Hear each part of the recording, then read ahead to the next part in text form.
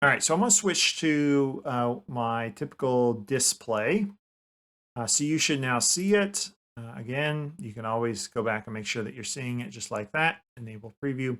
All right, so desktop audio 2, you still see. So if I switch back to mic, you see that as being the same. Toner mic is there.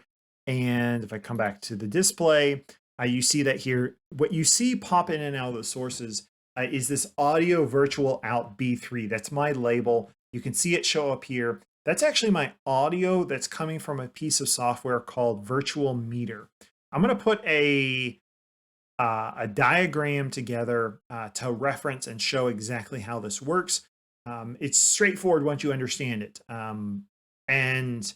Basically what it does is that's kind of a mixer, and I'll actually show you what it looks like right here.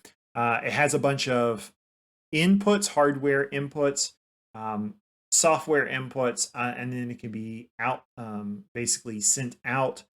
What I have, if you look over here, I've labeled this virtual output B3. Again, this is my naming nomenclature. Any of these inputs here can be sent to something specifically. So here's B3. And just to show you what that is like,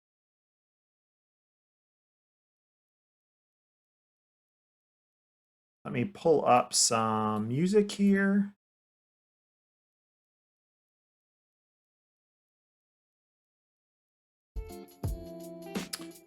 Okay, so I have just a VLC media player. I'm playing some royalty-free music called Stream Beats, which is awesome. I highly recommend them. I use it as my intros to my class a lot. Right here, so here's this, it's coming in under this virtual input, which I can show later. What's most important for this point is you can see I'm sending it out to B3. And that's also shows up right here. It's going out to B3, so I can adjust the gain there. But what you see here is that it's coming out right here, and you probably started to hear music as I hit play. And that's because I'm still recording, and I'm recording all the audio that's coming through here. If I click this mute button, the audio is no longer coming through. You should not hear the music. And I can unmute that. I can also do that over here if I wanted to, basically mute the entire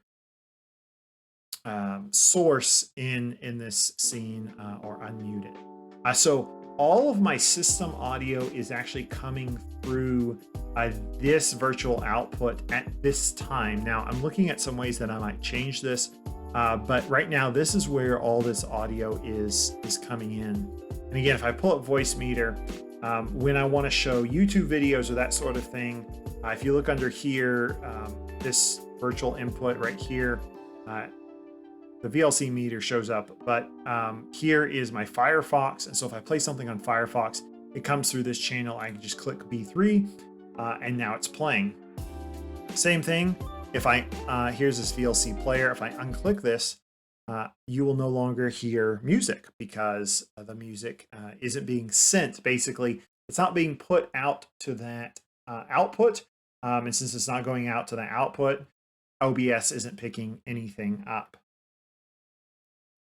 But as soon as I hit B3, what's playing in the background, the player is sent to my B3 output. And it's picked up here in OBS. So that's how I get my sound over. Now, the other components to this is how this integrates with Zoom. And I will lead into that separately.